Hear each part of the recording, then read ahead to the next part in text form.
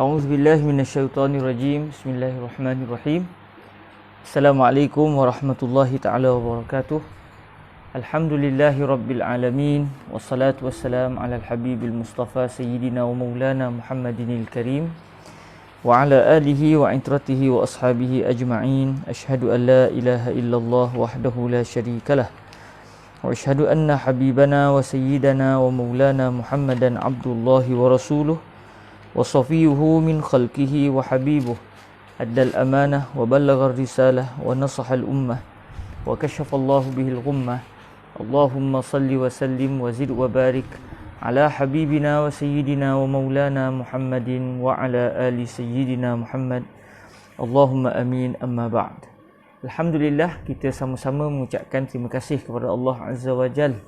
Di atas keizinan daripada Allah, kita dapat bertemu semula. Walaupun pada minggu lepas kita tidak dapat mengadakan kelas, namun pada minggu ini Allah Azza wa Jalla merezekikan kita lagi untuk dapat bertemu. Alhamdulillah, untuk kita mempelajari kitab Qurratul Ain, yang mana kitab Qurratul Ain ini adalah huraian terhadap syarah Al-Imam Al-Mahalli rahimahullahu Azza wa Jalla di dalam menghuraikan matan Al-Waraqat karangan Imamul Haramain Al-Juwaini rahimahullahu subhanahu wa ta'ala.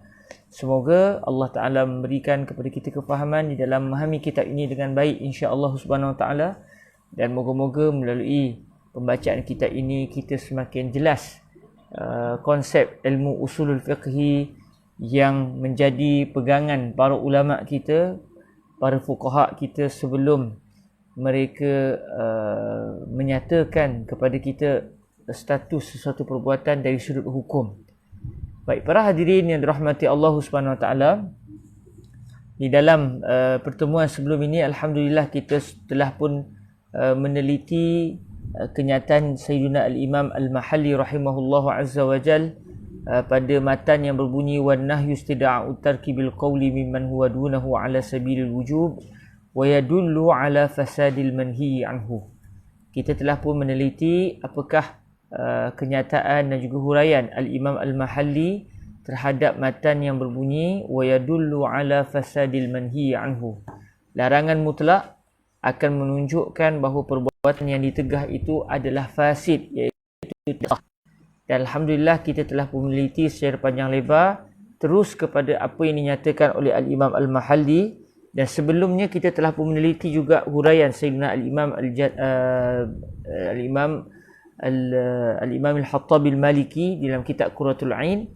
Dan kita juga telah melihat status kenyataan beliau yang menyatakan Imam Al-Mahalli tidak menghuraikan matan yang berbunyi wa yadullu ala fasadil manhi anhu. Ini berpunca daripada sebahagian nuskhah bagi kitab syarah Al-Imam Al-Mahalli. Memang tidak ada huraian Al-Imam Al-Mahalli, namun kebanyakan nuskhah yang saya jumpai menunjukkan bahawa Al-Imam Al-Mahalli menghuraikan matan yang berbunyi wa yadullu ala fasadil manhi anhu. Alhamdulillah, dan kita telah pun meneliti apa yang disebutkan oleh Al-Imam Al-Mahalli, yang huraian beliau dari sudut ini lebih panjang dan lebih luas berbanding dengan huraian Al-Imam Al-Hattab Al-Maliki rahimahullahu subhanahu wa ta'ala. Jadi insya-Allah pada hari ini kita akan masuk kepada huraian yang baru, iaitu huraian bagi matan Al-Waraqat karangan Imam Al-Haramain Al-Juwaini yang berbunyi wa taridu sighatul amri wal muradu bihi al-ibahatu aw at-tahdidu aw at-taswiyatu aw at-takwin, insya-Allah subhanahu wa ta'ala. Dan kalau ada kesempatan kita mungkin akan masuk pada tajuk yang baru, iaitu berkenaan dengan al-am. Sebelum ini kita membicarakan tentang al-amru wan nahyu, dan alhamdulillah hari ini kalau diizinkan Allah kita akan selesai perbahasan berkenaan dengan al-amru wan nahyu, dan kemungkinan kita akan masuk pada tajuk yang baru, iaitu al-am, insya-Allah subhanahu wa ta'ala. Bismillahirrahmanirrahim. Qala Sayyiduna Al-Imam Al-Hattabi Al-Maliki rahimahullahu subhanahu wa ta'ala wa nafa'ana Allahu bi'ulumihi wa ulumi masyayikhihi wa talamizatihi wa qurra'i qurratil ain wa sairi musannafatihi wa syurrahiha Allahumma amin. Wa huwa yashrah Syarh al-Jalal al-Mahalli rahimahullahu azza wa jal ala matni waraqat Imam al-Haramain al-Juwaini rahimahullahu subhanahu wa ta'ala wa rahimallahu anil jami'. Qala Sayyiduna al-Imam al-Hattab al-Maliki rahimahullahu azza wa jal wa taridu sighatul amr wal muradu bihi ay bil amri al-ibahatu kama taqaddam awit tahdidu nahwu amalu ma syi'tum awit taswiyah nahwu isbiru aw la tasbiru awit takwin nahwu kunu kiradatan.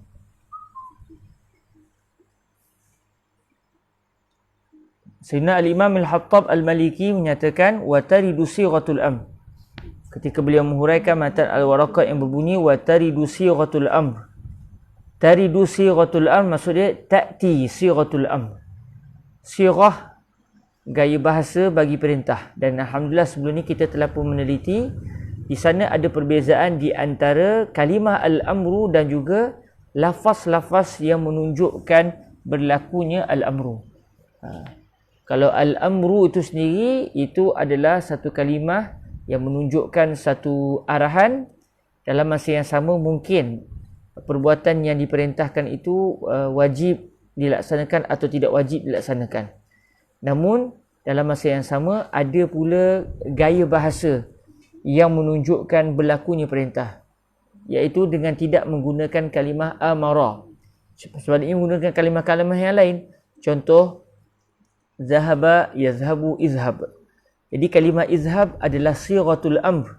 Sighatul amr iaitu sebarang gaya bahasa yang menunjukkan kepada makna perintah.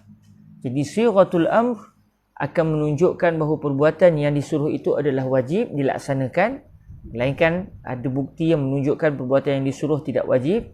Tetapi kalimah amara itu sendiri yang bermaksud telah memerintahkan ataupun sedang memerintahkan ataupun perintah, al-amru itu sendiri digunakan oleh orang Arab menunjukkan kepada semata-mata perintah. Tidak kira sama ada perbuatan yang diperintahkan itu wajib dilaksanakan atau tidak wajib dilaksanakan. Dan kita juga telah pun meneliti sebelum ini apabila para sahabat Rasulullah sallallahu alaihi wasallam sebagai contoh berkata amarana Rasulullah sallallahu alaihi wasallam bikaza, contohnya Rasulullah telah pun memerintahkan kami untuk melakukan perbuatan bagian-bagian. Jadi ucapan sahabat Nabi ini tidak menunjukkan sama sekali perbuatan yang diperintahkan oleh Nabi itu wajib dilaksanakan. Mungkin perbuatan itu wajib, mungkin juga perbuatan itu tidak wajib kerana digunakan kalimah amara. Tetapi kalaulah Rasulullah SAW menyuruh kita dengan menggunakan sebarang sirah bagi al-amru, dan begitu juga kalau Allah Azza wa Jalla memerintahkan kita dengan sebarang sirah, sebarang gaya bahasa yang menunjukkan erti perintah. Sebagai contoh yang biasa kita guna, Allah Ta'ala sebut wa aqimus salata, kamu semua dirikanlah salat. Jadi tidak digunakan kalimah amara, sebaliknya digunakan kalimah aqimu. Jadi apabila digunakan kalimah aqimu, dan aqimu di sini adalah merupakan salah satu sirah bagi perintah, maka ini akan menunjukkan bahawa solat yang diperintahkan itu wajib untuk dilaksanakan. Melainkan kalau ada dalil yang menunjukkan bahawa sembahyang tidak wajib. Namun setelah dicari tidak ada dalil. Bahkan yang ada hanyalah dalil yang menunjukkan kita diperintahkan untuk melaksanakan solat, maka ketika itu solat menjadi wajib. Alhamdulillah kita telah bicarakan perkara ini. Cuma sekarang Imam Al-Haramain Al-Juwaini rahimahullah azza wa jal ingin menjelaskan kepada kita kadang-kadang dalam penggunaan syariat, iaitu dalam firman Allah Ta'ala atau dalam sabdaan baginda Nabi alaihi salatu wassalam, kadang-kadang digunakan gaya bentuk perintah, sighatul amr, digunakan sebarang fi'lul amr. Tetapi dalam masa yang sama tidak pula diinginkan bahawa perbuatan yang disuruh itu wajib dilaksanakan. Maknanya tahulah kita ada petunjuk luar yang menunjukkan bahawa perbuatan yang diperintahkan itu tidak wajib dilaksanakan. Sebab kalau tak ada sebarang petunjuk luar, maka yang telah kita pelajari sebelum ini, sighatul amr tufidul wujub, sebarang gaya bahasa yang menunjukkan kepada perintah maka itu akan memberi maksud perbuatan yang diperintahkan adalah wajib dilaksanakan. Jadi kalau ada petunjuk luar yang menunjukkan perbuatan itu tidak wajib, maka ketika itu kita akan mengatakan perintah yang disuruh, perbuatan yang disuruh adalah tidak wajib. Kenapa? Kerana ada petunjuk luar, ada qarinah yang menunjukkan perbuatan yang disuruh itu tidak wajib dilaksanakan. Tapi kalau tidak ada, maka mesti kita pegang pada kaedah al-amru yufidul wujub. Sighatul amri tufidul wujub. Sebarang gaya bahasa perintah itu akan memberi maksud perbuatan yang diperintahkan itu wajib dilaksanakan. Baik, sekarang kita akan meneliti beberapa contoh yang didatangkan oleh Imam Al-Haramain Al-Juwaini di dalam menyatakan bahawa dari sudut bahasa Arab kadang-kadang didatangkan sighatul amr tetapi tidak pula menunjukkan perbuatan yang disuruh itu wajib dilaksanakan. Qala rahimahullahu azza wa jal wa taridu sighatul amri wal muradu bihi. Kadang-kadang disebut sini taridu sighatul amr. Maksud dia sighah al-amr, gaya bahasa bagi perintah datang. Maksud dia kadang-kadang datang dan dimaksudkan dengan perintah yang ada di dalam gaya bahasa perintah itu adalah al-ibahah. Maksud dia datang satu gaya bahasa yang menunjukkan bahawa berlaku perintah. Tetapi rupa-rupanya yang diinginkan bukan wajib dilaksanakan perbuatan yang disuruh. Sebaliknya, hanya ingin menyatakan perbuatan yang disuruh itu adalah mubah. Buat pun tak berdosa, tak buat pun tak berdosa. Buat pun tak ada pahala, tak buat pun tak ada pahala. Maknanya, perbuatan yang disuruh itu bukanlah wajib, bukanlah mustahab, bukanlah sunat. Sebaliknya perbuatan itu adalah mubah ataupun jaiz. Boleh dibuat. Buat ke, tak buat ke, pahala pun tak ada, dosa pun tak ada. Okey. Kama taqaddam. Sebagaimana yang telah lepas. Iaitu sebagaimana yang telah didatangkan sebelum ini. Dan kalau kita masih ingat, sebelum ini Al-Imam Al-Jalal Al-Mahalli rahimahullahu azza wa jal ada mendatangkan beberapa contoh. Contohnya Allah Ta'ala berfirman, wa idza halaltum fastadu. Apabila kamu semua wahai orang yang mengerjakan haji ataupun umrah, apabila kamu sudah pun halal, maksudnya kamu sudah pun selesai menunaikan ibadah haji ataupun umrah, atau dalam bahasa fiqahnya kamu sudah pun tahallul. Kamu kalau buat umrah tu maknanya kita dah selesai tawaf, kita dah selesai Safa dan Marwah, kemudian kita juga telah selesai menggunting atau mencukur rambut. Fastadu. Kalau kita tengok dalam ayat ini digunakan kalimah fastadu. Maka kamu semua hendaklah, kamu semua berburulah. Hendaklah berburu binatang darat. Jadi kalau ikut ayat ini, seakan-akan kita diminta untuk berburu. Maknanya habis buat umrah, seakan-akan kita pun kena pergi ke mana-mana padang pasir dan kita kena cari binatang buruan. Kita gunalah senapang ke, gunalah panah ke, lembing ke, seakan-akan kita diperintahkan. Jadi adakah berburu selepas kita selesai menunaikan haji dan umrah itu wajib dilaksanakan? Setelah dikaji, rupanya Allah ingin menyatakan bahawa perbuatan berburu selepas selesai haji dan juga umrah adalah dibenarkan oleh syarak. Maknanya jaiz. Buat pun tak ada pahala, tak buat pun tak ada pahala. Buat pun tak ada dosa, tak buat pun tak ada dosa. Itu contoh. Maknanya digunakan kalimah sighatul amr. Istadu. Daripada istada, yastadu, istad. Istadu itu adalah fi'lu amr bagi istada, istadu. Istadu maksudnya kamu semua hendaklah berburu. Maksudnya berburulah kamu semua akan binatang buruan yang berada di darat. Jadi kalau kita tengok ini satu perintah. Namun para fuqaha setelah mengkaji mendapati bahawa perbuatan yang disuruh dalam ayat ini iaitu berburu tidak diwajibkan. Jadi digunakan sighah bagi perintah, tetapi yang dimaksudkan adalah perbuatan yang diperintahkan itu rupa-rupanya adalah perbuatan yang jaiz, perbuatan yang mubah. awit tahdid, ataupun yang kedua, makna yang kedua yang digunakan siratul amr, rupa-rupanya bukan ada unsur perbuatan itu hendaklah dilakukan, rupa-rupanya ada unsur ancaman. Maknanya diminta supaya perbuatan itu dilakukan, tapi rupa-rupanya perbuatan itu diancam daripada kita melakukan. Ada unsur ancaman. Orang Melayu kita pun kadang-kadang guna. Ayah contoh marah dengan anak dia, dia kata dengan anak dia jangan keluar, tapi nak keluar juga. Akhirnya ayah kata, keluarlah. Tapi dengan memek muka marah menunjukkan bahawa itu adalah ancaman. Bukan maksud dia anak kena keluar. Contoh yang didatangkan di sini, dan kalau kita tengok memang Imam Al-Hattab memang salin sungguh dengan huraian Al-Imam Al-Mahalli. Jadi contoh yang didatangkan oleh Imam Al-Mahalli dan diguna pakai juga oleh Al-Imam Al-Hattab Al-Maliki bagi contoh at-tahdid adalah i'malu ma syi'tum.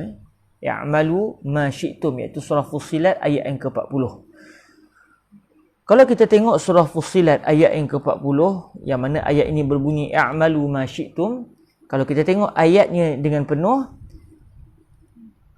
Allah Ta'ala berfirman, innal ladzina yulhiduna fi ayatina la yakhfawna 'alaina afaman yulqa fin nari khairun amman ya'ti amina yaumal qiyamah ya'malu ma syi'tum innahu bima ta'maluna basir. Allah Ta'ala menyatakan sesungguhnya mereka yang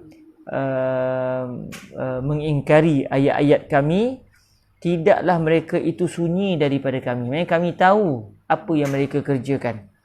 Adakah orang yang dicampakkan ke dalam api neraka itu lebih baik daripada orang yang datang dalam keadaan beriman pada hari kiamat nanti? Maksudnya mana lagi baik? Orang yang dicampakkan dalam api neraka atau orang yang datang dalam keadaan beriman lalu dimasukkan ke dalam syurga? Kemudian Allah Ta'ala sebut, i'malu ma syi'tum, laksanakanlah, lakukanlah apa sahaja yang kamu mahukan. Setelah didatangkan isu neraka, isu syurga, bila kita baca ayat ni kita tahu bahawa di sini bukan maksud dia Allah mengizinkan kita nak buat apa saja yang kita nak buat. Sebaliknya ayat ini ada unsur ancaman. Dan kalau kamu tak takut kepada Allah, kamu dah takut api neraka, buatlah. Buatlah. Tapi kamu kena tanggung apa yang bakal ditimpakan kepada kamu di akhirat kelak. Jadi Allah Ta'ala sebut, innal ladzina yulhiduna fi ayatina la yakhfawna 'alaina afaman yulqa fin nari khairun amman ya'ti aminan yaumal qiyamah ya'malu ma syi'tum innahu bima ta'maluna basir. Laksanakanlah apa saja yang kamu ingin laksanakan, lakukanlah apa saja yang kamu mahu, sesungguhnya dia iaitu Allah Maha melihat apa yang kamu lakukan. Jadi di sini ayat itu kalau kita fahami dan kita cuba selami, kita akan mendapati ada unsur ancaman. Jadi gunakan i'malu ma syi'tum. Laksanakanlah, amalkanlah apa saja yang kamu mahu. Tapi bukan maksudnya sebarang perbuatan yang kita nak itu adalah wajib untuk dilaksanakan. Bukan maksudnya boleh untuk dilaksanakan, tetapi ada unsur ancaman di situ. Jadi digunakan sirah bagi perintah tetapi mengandungi unsur ancaman. Maksudnya seakan-akan Allah nak beritahu jangan buat melainkan hanya sekiranya perbuatan itu diizinkan oleh Allah Azza wa Jalla. Awit taswiyatu, atau digunakan siratul amr tetapi Allah nak beritahu di antara perbuatan yang disuruh dengan perbuatan yang satu lagi sebenarnya kedua-duanya sama sahaja. Sama sahaja. Kedua-duanya tidak berguna. Nak disamaratakan dari sudut ketidakgunaan perbuatan itu. Didatangkan di sini contohnya nahwu isbiru aw la tasbiru. Bersabarlah kamu semua atau janganlah kamu semua bersabar. Maksudnya di sini Allah Ta'ala mendatangkan dua perbuatan, iaitu bersabarlah dan yang kedua janganlah kamu semua bersabar. Jadi kalau kita tengok ayat yang ke-16 daripada surah At-Tur ini, kalau kita tengok ayat yang penuh, Saya ambil daripada beberapa ayat yang sebelum ayat ini. Kalau kita tengok, Allah Ta'ala sebut, qala Allah Ta'ala, fawailu yawma idzil lil mukadzibin alladzina hum fi khawdin yal'abun yawma yud'auna ila nari jahannam da'a hadhihi an-naru allati kuntum biha tukadzibun afasihrun hadza am antum la tubsirun islauha fasbiru aw la tasbiru sawa'un 'alaikum innama tujzauna bima kuntum ta'malun. Kalau kita tengok ayat ini, Allah Ta'ala sebut celakalah, rugilah, siallah, maknanya tidak bergunalah pada hari tersebut bagi mereka yang mendustakan, bagi orang-orang yang mendustakan, yang mendustakan Allah, mendustakan Nabi-Nabi pada sewaktu mereka berada di dunia dahulu, iaitu mereka yang bermain-main, mereka yang bermain-main di atas dunia dahulu, bermain-main dengan ayat Allah Ta'ala, mempermainkan syariat.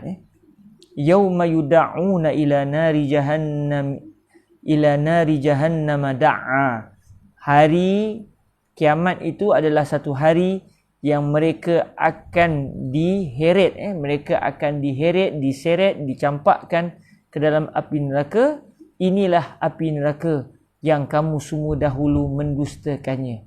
Dan sewaktu mereka dicampakkan ke dalam api neraka itu, akan disebut kepada mereka, inilah api neraka yang dulu kamu main-main, kamu kata mana ada api neraka. Inilah dia, api neraka yang dulu kamu mendustakannya. Afasihrun hadza, adakah ini satu sihir? Bukan satu realiti, melainkan hanya silap mata? Allah tanya, adakah api neraka itu satu sihir, satu silap mata, atau sebenarnya dia adalah realiti? Kemudian Allah Ta'ala sebut fasbiru, maka bersabarlah kamu semua. Allah meminta ahli neraka untuk bersabar. Fasbiru aw la tasbiru, atau janganlah kamu semua bersabar. Sawa'un 'alaikum, kedua-duanya itu adalah sama sahaja buat kamu semua. Innama tujzauna bima kuntum ta'malun, sesungguhnya kamu hanya dibalas berdasarkan apa sahaja yang telah kamu kerjakan di dunia dahulu. Jadi kalau kita tengok ayat ini, isbiru ataupun fasbiru aw la tasbiru, maka bersabarlah atau janganlah kamu semua bersabar. Sawa'un 'alaikum, kedua-dua tindakan ini, iaitu sama ada kamu bersabar atau kamu tidak bersabar, kedua-duanya adalah sama bagi kamu semua. Dan Allah Ta'ala bukan nak minta mereka bersabar, Allah juga bukan nak melarang mereka daripada bersabar, tetapi Allah nak beritahu, bersabar ke tak bersabar ke sama je. Dan ia bukan untuk lil ibahah, sebab di akhirat sudah tidak ada hukum hakam. Di akhirat sudah tidak ada hukum hakam, manakala al-ibahah ataupun al-jawaz berkait dengan hukum hakam di dunia. Jadi bila sebut fasbiru aw la tasbiru, sebenarnya ini adalah untuk menyamaratakan. Dua-dua tindakan ini sama sahaja, tidak berbeza dari sudut kesan. Awit takwin, yang keempat, yang disebut makna yang keempat, yang iaitu kadang-kadang didatangkan satu gaya bahasa berunsur perintah, tetapi rupa-rupanya bukan bermaksud perbuatan itu mesti dilaksanakan, tetapi untuk menunjukkan penciptaan, at-takwin. Cuma para hadirin rahmati Allah Subhanahu Wa Taala, di dalam di sini datangkan awit takwin, nahwu kunu qiradatan. At-takwin, apa contoh at-takwin yang datangkan di sini? Allah Ta'ala sebut dalam Al-Quran, kunu qiradatan khasi'in, dalam Al-Quran, dalam surah Al-Baqarah ayat yang ke-65, Allah Ta'ala sebut kepada kaum Bani Israel yang satu ketika dahulu diperintahkan oleh Allah untuk tidak menangkap ikan pada hari Sabtu. Begitu juga mereka tidak boleh berniaga pada hari Ahad. Maka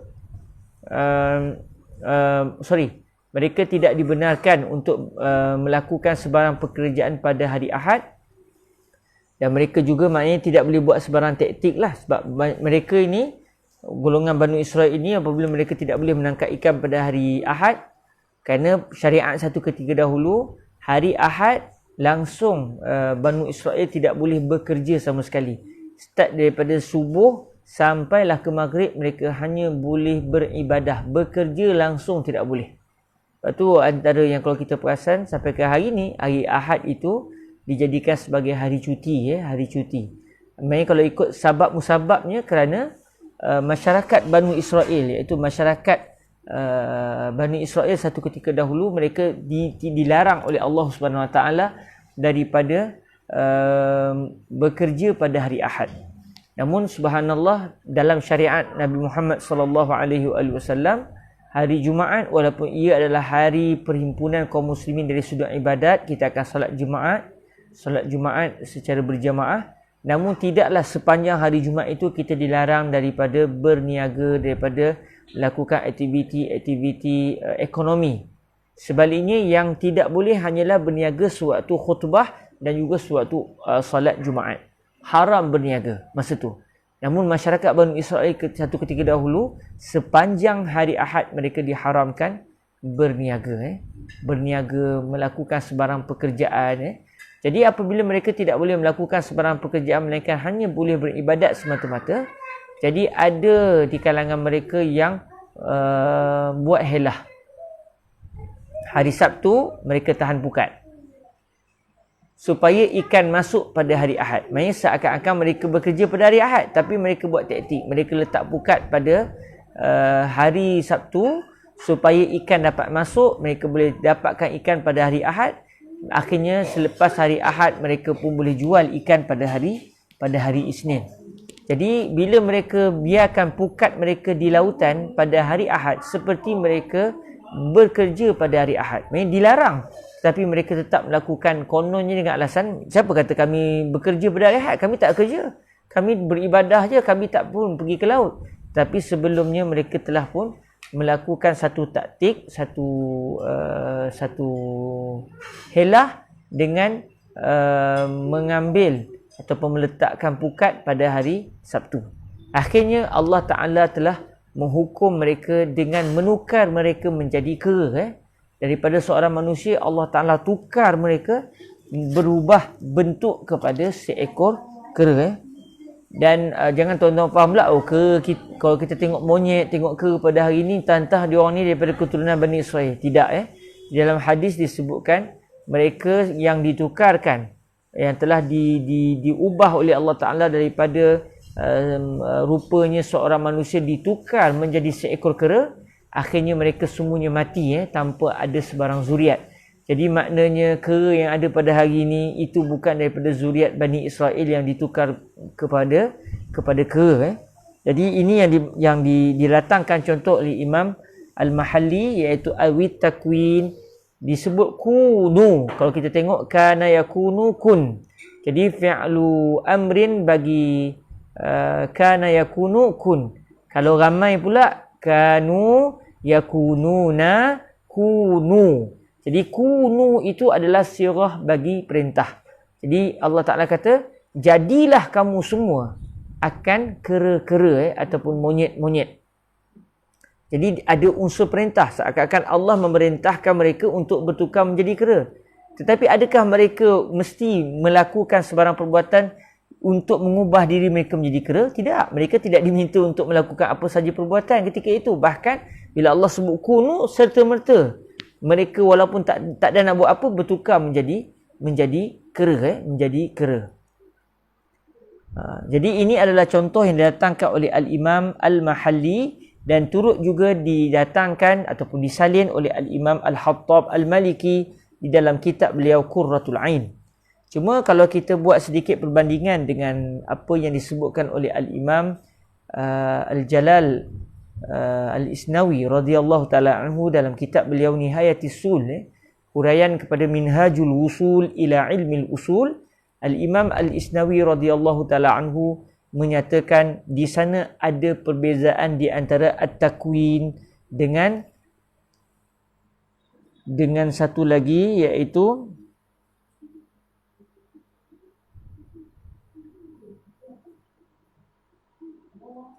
di sana ada beza di antara at-takwin dengan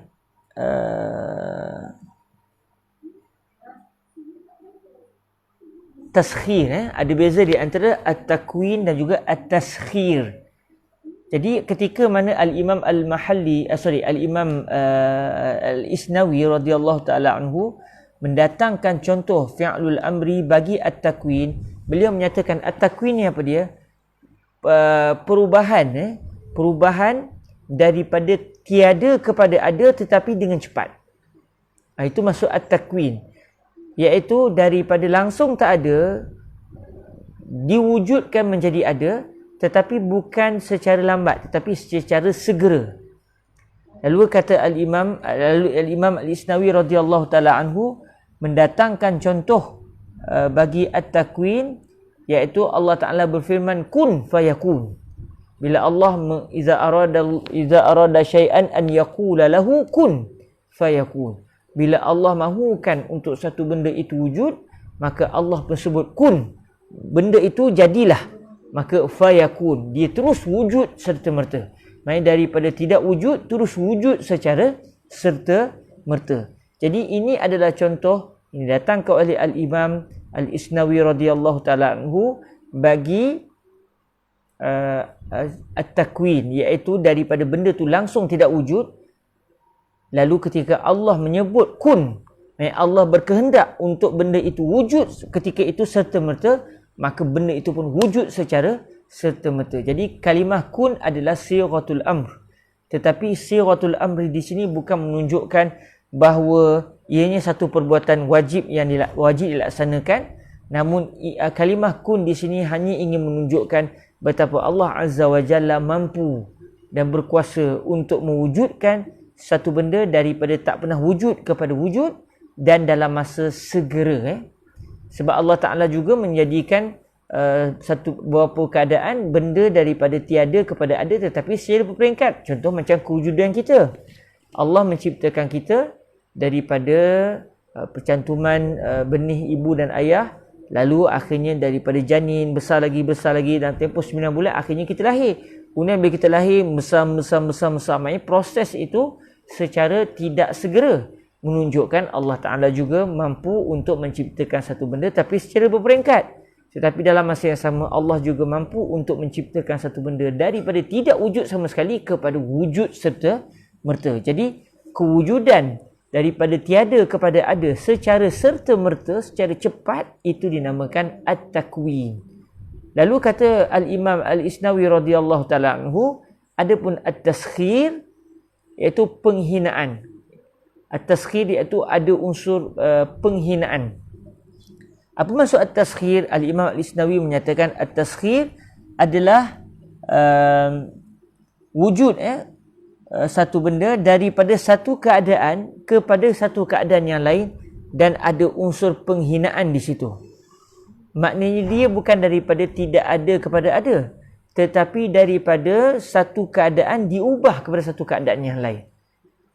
Benda tu dah ada dah, cuma diubah daripada rupa bentuk dia macam ni ditukar kepada rupa bentuk yang satu lagi dan ada pula unsur penghinaan di situ. Lalu didatangkan contoh bagi at-taskhir adalah Allah Ta'ala berfirman, kunu kiradatan khasiin. Jadilah kamu semua wahai orang-orang Banu Israel yang tidak mendengar perintah Allah dalam isu beribadah pada hari Ahad.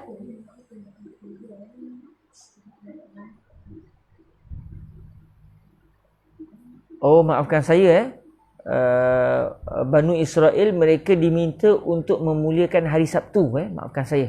Bukan diminta untuk memuliakan hari Ahad. Saya tersilap. Kaum muslimin, umat Nabi Muhammad SAW diminta untuk memuliakan hari Jumaat. Tapi kaum Bani Israel mereka diminta untuk memuliakan hari Sabtu. Saya tersilap. Bukan hari Ahad. Hari Sabtu. Iaitu hari Sabtu, masyarakat Banu Israel satu ketika dahulu yang bersyariat dengan syariat Nabi Musa AS, mereka tidak boleh melakukan sebarang ibadah, mereka tidak dibenarkan melakukan sebarang aktiviti perniagaan dan juga ekonomi pada hari Sabtu. Pada hari Sabtu mereka tidak boleh bekerja sama sekali. Saya tersilap, saya sebut hari Ahad tadi. Maafkan saya.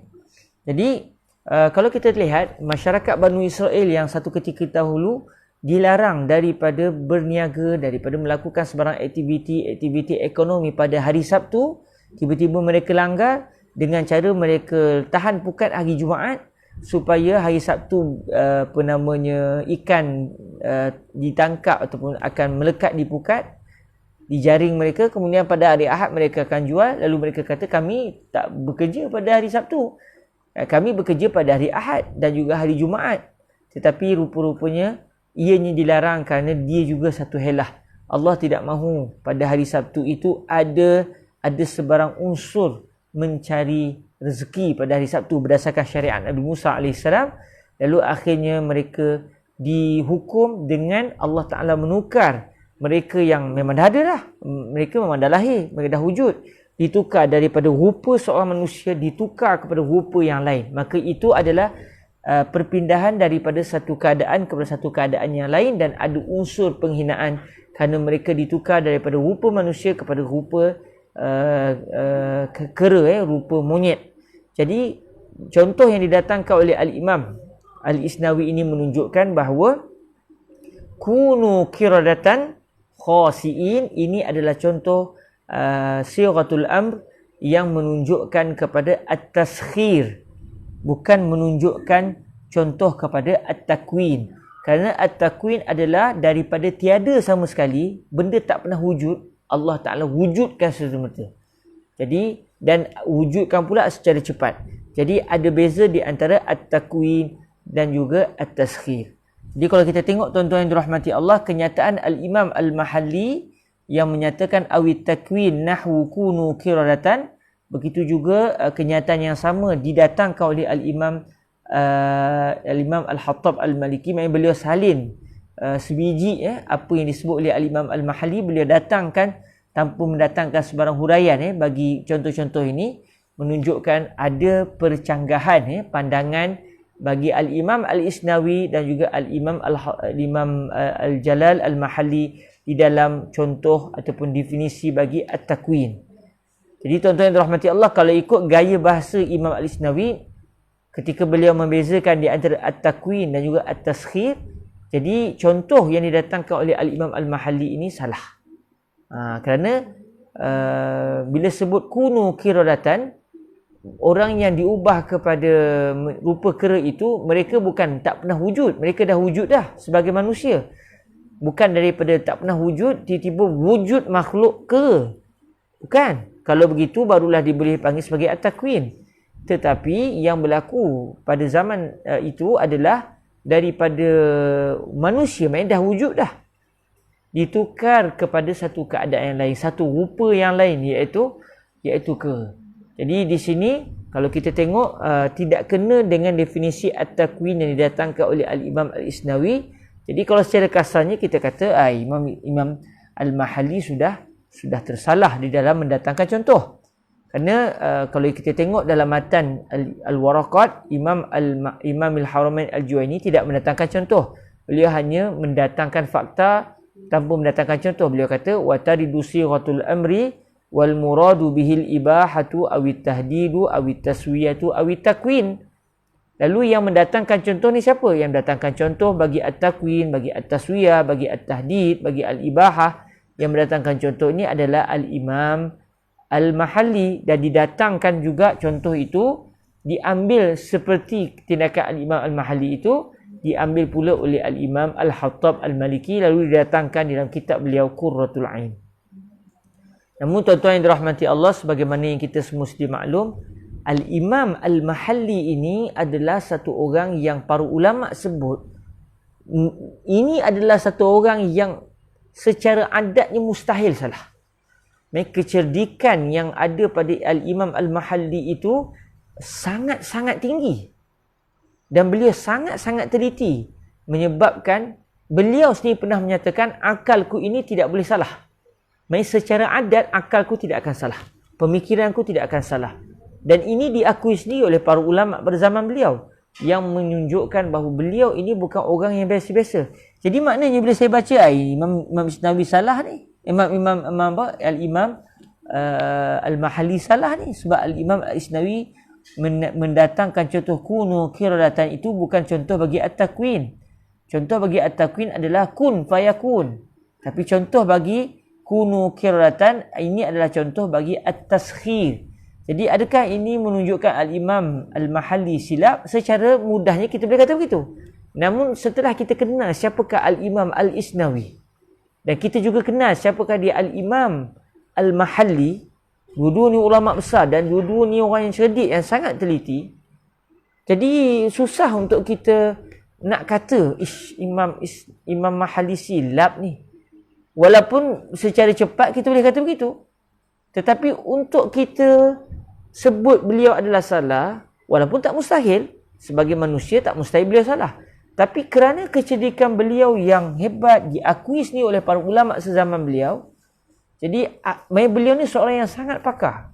Jadi apabila beliau orang yang sangat pakar, secara adat sukar untuk berlaku kesilapan.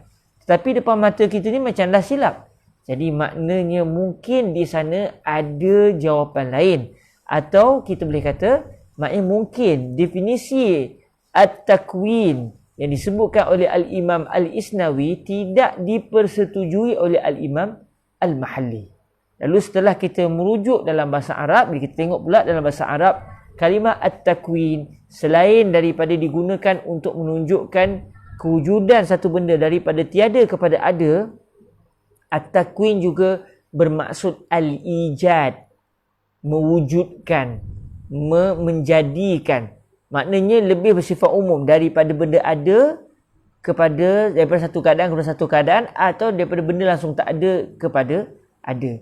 Jadi maknanya bila saya cek balik dalam kamus, al-ijad mewujudkan. Bila mewujudkan ini, mungkin benda itu daripada benda yang ada daripada satu keadaan ke satu keadaan, atau daripada benda tak pernah wujud jadi ada.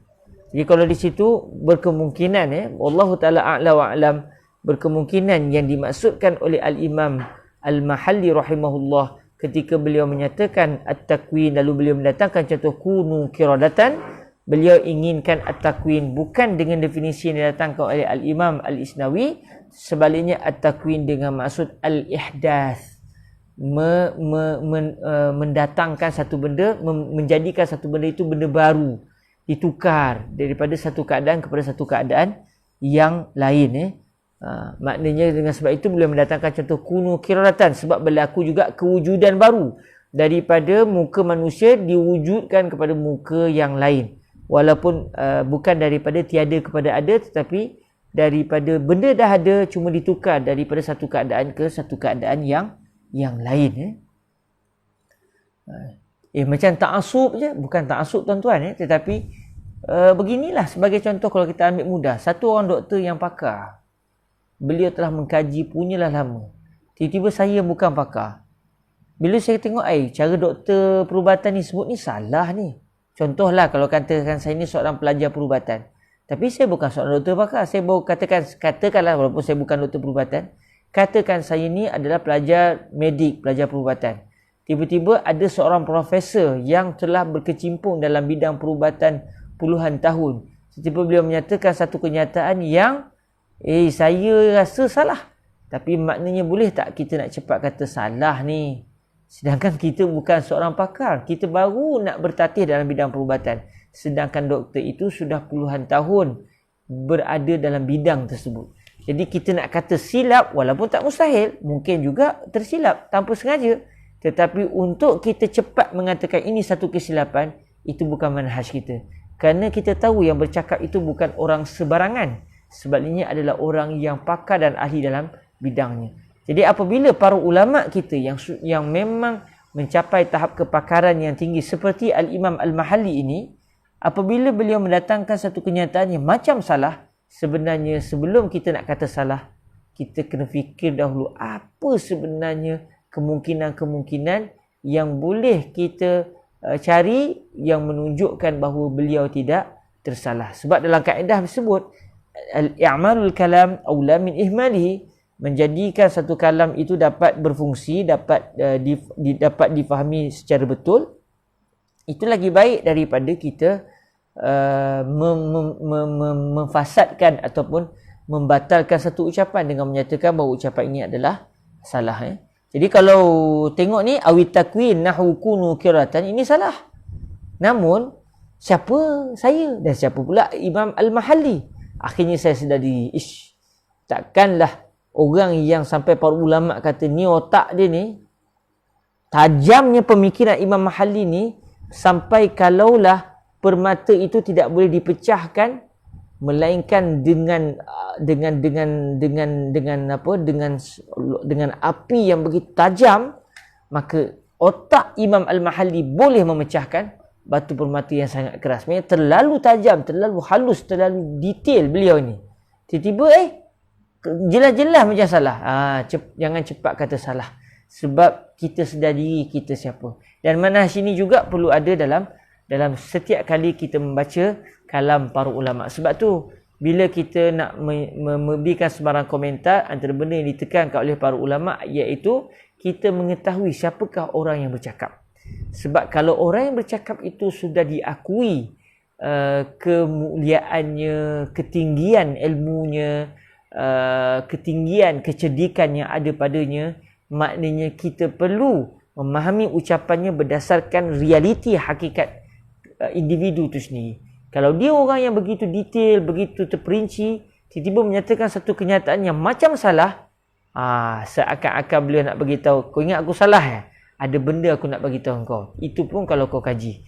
Tapi kalau cepat nak salahkan orang, selesailah. Kita hanya cepat kata orang ni salah, tapi kita tak dapat menggali dan mencari apakah sebenarnya perkara yang terlindung yang ingin disampaikan oleh mereka.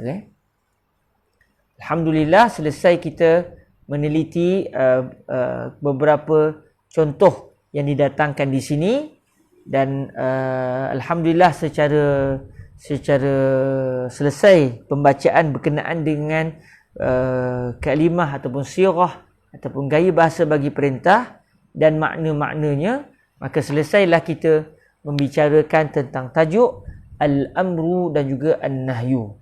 Jadi kalau kita masih ingat lagi matan al-waraqat yang pernah kita khatamkan sebelum ini, sewaktu Imamul Haramain Al-Juwaini menyatakan apakah dia bab-bab ataupun apakah dia tajuk-tajuk utama dalam ilmu usul fiqh, kata beliau, wa min abwabi usulil fiqhi aqsamul kalam wal amru wan nahyu. Jadi maknanya kita dah mempelajari aqsamul kalam, pembahagian ucapan-ucapan, sebab Imam Al-Haramain kata di antara tajuk-tajuk bagi usul fiqh adalah pembahagian ucapan. Dari tajuk pembagian ucapan ni kita telah pun meneliti apakah dia al-haqiqah, apakah dia al-majaz. Kemudian disebut juga tentang tajuk yang kedua iaitu perintah dan larangan. Bolehlah kita nak faham sama ada sekali atau dua benda. Boleh kita faham perintah satu tajuk, an-nahyu satu tajuk. Maka kita dah selesai 3 tajuk dan kita masuk pada tajuk yang seterusnya iaitu al-am dan juga al-khas. Jadi alhamdulillah selesai kita mempelajari perbahasan ini, dan insya-Allah kita akan masuk kepada tajuk yang seterusnya iaitu tajuk berkenaan dengan al-am dan juga al-khas. Cuma perbahasan tentang al-am dan juga al-khas ini adalah satu perbahasan yang panjang, satu perbahasan yang panjang. Jadi saya fikir kalau kita baca sikit, nanti mungkin kita tak akan dapat nak mengaitkan dengan kesimpulan ataupun kaitan yang keselepasnya, sebab seminggu lagi baru nak jumpa ni. Kalau saya baca sikit, lepas tu seminggu lagi baru kita nak ikat balik dengan apa yang telah kita pelajari, mungkin agak sukar sebab tajuk ini juga tajuk yang menarik. Jadi saya kira mungkin kali ini kita baca awal sedikit, kita berhenti awal sedikit untuk kita membaca tajuk ini daripada awal dan perbahasan seterusnya dalam satu majlis yang lain, supaya pemahaman kita lebih sempurna, kerana ia saling kait mengait di antara satu tajuk dengan satu tajuk yang lain. Jadi saya kira mungkin untuk hari ini kita berhenti awal. Sepatutnya kita berhenti pukul 4 lebih, tapi kita berhenti 7 minit lebih awal. InsyaAllah 7 minit je pun, 7 minit lebih awal daripada kebiasaannya. Moga-moga pertemuan akan datang kita akan masuk kepada tajuk al-am secara teliti, insya-Allah subhanahu wa ta'ala. Saya ucapkan terima kasih kepada semua yang berada dalam majlis ini. Moga-moga Allah memberikan kefahaman yang baik kepada kita semua, insya-Allah subhanahu wa ta'ala. Dan marilah sama-sama kita menangguhkan majlis kita dengan kita berselawat ke hadrat baginda Rasulullah sallallahu alaihi wa alihi wasallam.